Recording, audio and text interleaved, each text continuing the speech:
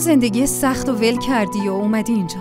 خدا یه همچین فرصت خوبی بهت داده، اما ازش استفاده نمی کنی. اصلا لیاقتش رو نداری. تو تمام کارای خدا یه حکمتی هست.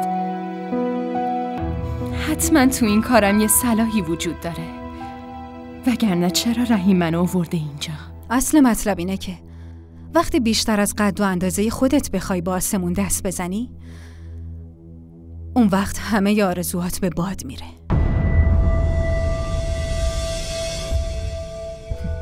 شأن تو این بود که خدمتکار بشی، اما توی رویاهات به قصرها فکر میکردی. تنها کسی که جایگاهو تعیین میکنه خداست و من به خدا ایمان کامل دارم و اینو هم باور دارم که بالاخره خدا حتما یه روز توطئه‌گرا رو رسوا میکنه.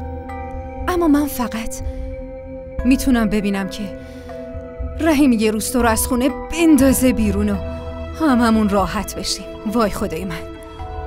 اما من اون روزی رو میبینم که رحیم جلوی کاراتو میگیره و خار و خفیفت میکنه. رحیم پسر یه پدر محترمه، تو به چشم اون یه دختر بی شخصیتی و اون با تو حرف نمیزنه.